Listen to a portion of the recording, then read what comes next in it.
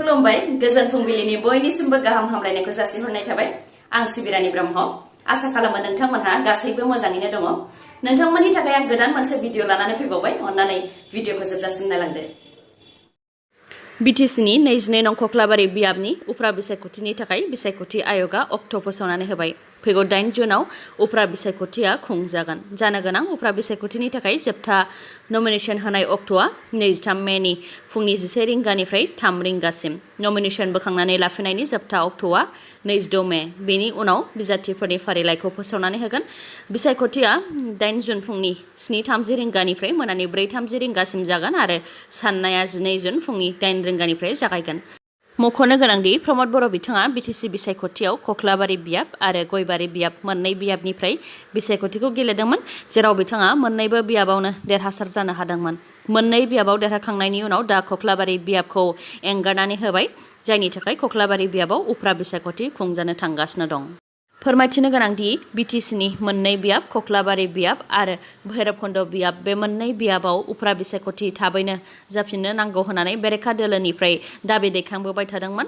सासे दैदेनगिरियानो एबा एमसिएलएआनो मोननै बियाब दखल खालामनानै दोननायनि जाहोनाव बैफोर बियाबफोराव नांगौ बायदि समाय होनो हायाखै आरो जौगानायनि खामानिफोरखौ मावनो हायाखै होननानै बेरेखा दोलोनिफ्राय बुंथिबाय थादोंमोन आरो थाबैनो उफ्रा बिसायख'थि खुंजानांगौ होननानै खेबले खेबले दाबि दैखांदोंमोन बे लेखायैनो प्रमद बर' बिथाङा खख्लाबारि बियाबनि एमसिएलएनि बिबानखौ एंगारनानै होबाय आरो दा खख्लाबारि बियाबाव उफ्रा बिसायख'थि जानो थांगासिनो दङ नाथाय गबिन्द चन्द्र बसुमतारी बिथाङा मोननै बियाब भैरबखुन्द बियाब आरो अदालगुरि विधानसभा बियाबखौ दखल खालामनानै दङ बेफोर बियाबाव उफ्रा बिसायख'थि जागोन ना जाया बेनि जेबो खौरां गैथ'वा भेरगाव डेभेलपमेन्ट ब्लकनि माखासे इउपिपिएलनि भिसिडिसि चेयारमेनफ्रा अफिसाव फैनानै अफिसनि स्टाफफोरखौ बुनाय आरो अफिसनि स्टाफफोरखौ अफिसनिफ्राय बाहेरायाव दिहुननानै अफिसखौ ताला बन्द खालामनायनि हेंथायै गोख्रोङै सोमावसारदों भेरगाव डेभेलपमेन्ट ब्लकनि साखाथियाव थानाय ग्रामीण जिबिका अफिसनि जिबिका सुखि बिथांमोनहा इउपिपिएलनि माखासे भिसिडिसि चेयारमेनफोरनि हेंथा सोमावसारनानै बिथांमोनहा बुंथिदों दि भेरगाव डेभेलपमेन्ट ब्लकनि टटलापारा आरो नागासुबा भिसिडिसिनि चेयारमेनफ्रा माखासे मेम्बारफोरखौ लानानै भेरगाव डेभेलपमेन्ट ब्लक अफिसनि स्टाफ धर्मेन्द्र बर' मानव ज्योति डेका बिथांमोनजों बुलाय सोलाय खालामफैदों बेनि अनगायैबो बबिता बर'खौबो गाग्लोबनो नाजादोंमोन होननानै अजद होदों बिथांमोनहा बेनि अनगायैबो भिसिडिसिनि चेयारमेन बिथांमोनहा गासैबो अफिसनि स्टाफफोरखौनो अफिसनिफ्राय बाहेरायाव दिहुननानै अफिसखौ ताला बन्द खालामनानै दोनदों होननानैबो अजद होबावदों फोरमायथिबावनाय बायदिब्ला भेरगाव डेभेलपमेन्ट ब्लकनि सिङाव माखासे पस्टआव थिसननायजों गोजोननाय गैयैनि थाखायनो बेबायदि थासारिया जानो मोन्दों आसाम पुलिसनि रिजाल्टखौ मैया फोसावनानै होबाय गासै 9,171 पस्टनि थाखाय आनजादा जादोंमोन जेराव 88% एबा 8,070 हौवा बिजाथिफोरा आसाम पुलिसनि साख्रिनि थाखाय सायख'जादों आरो 2% अदेबानि 1,100 आइजोफोरा आसाम पुलिसनि साख्रिनि थाखाय सायख'जादों आसाम पुलिसनि साख्रिनि थाखाय सायख'जानाय सा 1,100 आइजोफोरनि मादाव बर'नि सासे जाखांफुनाय महरगिरियाबो सायख'जादों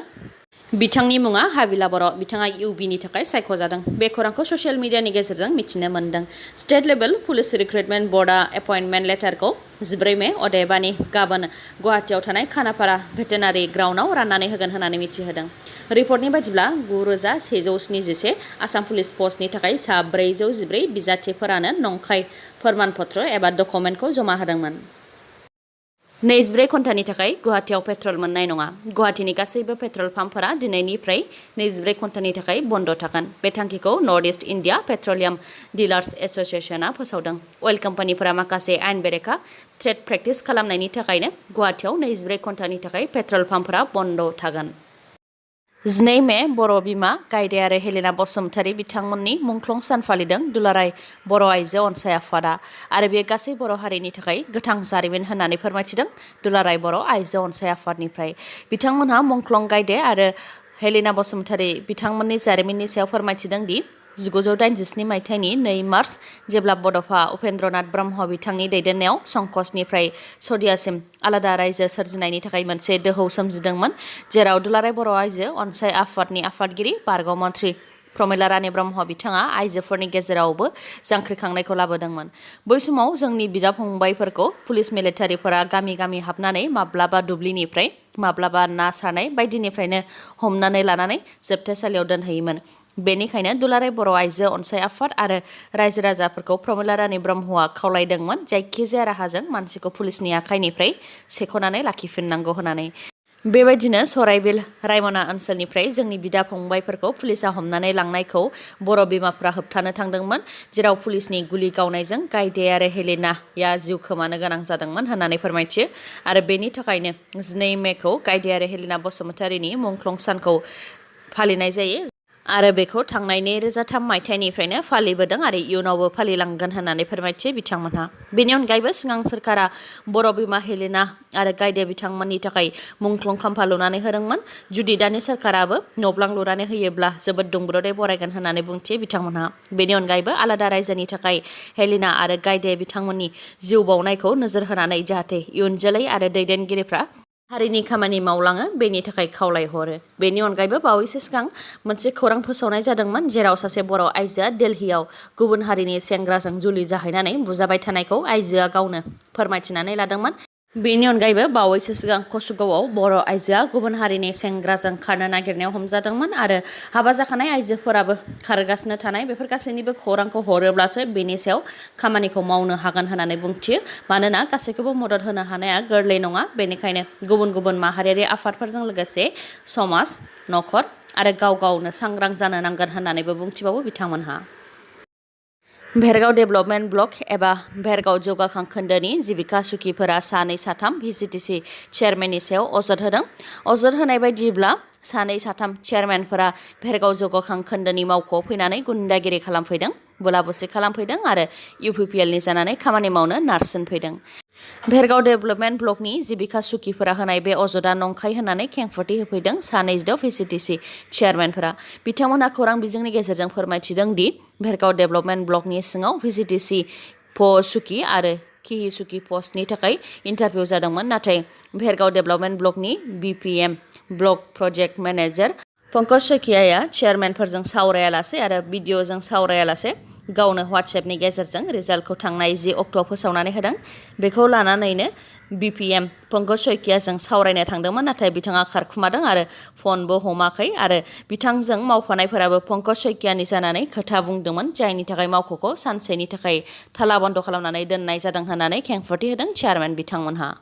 भिसिडिसि सुखि आरो कि सुखि पस्टनि थाखाय पंकज शइकियाया जायखौ थिसननांगौमोन बिथांमोनखौ थिसनाखै आरो रां लानाय सोलिदों होननानै खौरां मोन्दों, नाथाय बेनि फोरमान गैया होननानैबो बुंथियो बिथांमोनहा। बेनि अनगायैबो भिसिडिसि सुखि आरो कि सुखि पस्टनि थाखाय गुबुन ओनसोलनिखौसो थिसनदों, जेराव ओनसोलनिखौसो थिसननांगौमोन। बेफोरनि सायाव पंकज शइकियाया खेंफोरथि होफैयाबा आयेननि राहा लानाय जागोन होननानैबो बुंथियो बिथांमोनहा। लोगोसे बिपिएमआ जयै गोरोबलायनानै खामानि मावनायनि खोथा होदोंमोन, नाथाय जेबो गुमुर होआखै होननानैबो बुंथिबावो चेयारमेन बिथांमोनहा।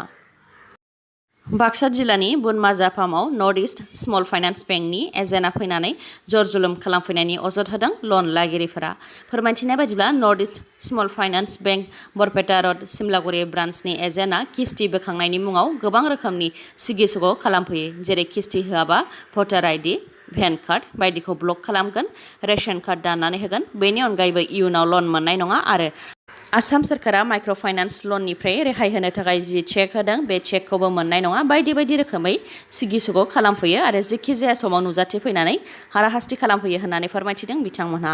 बेनि अनगायैबो आसाम सोरखारा माइक्र' फाइनान्सनि लननि थाखाय रेहाय होनायाव नर्थ इस्ट स्मल फाइनान्स बेंकआ गोग्लैया होननानैबो थगायदोंमन। नाथाय उनाव सा 600नि चेक सौफैनायखौ खौरां मोननानै बुंहैनायाव चेकखौ गथायनायनि खोथा होदोंमोन, नाथाय दिनैसिमबो होआखै आरो जायफोरनिया किस्ति होनो गोनां दं बिथांमोननिखौबो गनायथि लायालासे चेकनिफ्रायनो दानखाबाय होननानैबो फोरमायथिदों बिथांमोनहा। दिनैनि भिडिअ'आ एसेनोसै, गाबोन आरो गोदान भिडिअ'जों लोगो मोनफिनबावगोन। नोंथाङा दासिमबो आंनि चेनेलखौ साबस्क्राइब खालामाखैबा अन्नानै साबस्क्राइब खालामदो, लोगोसे लाइक, कमेन्ट आरो शेयार खालामनो दाबाव। गोजोन्थों।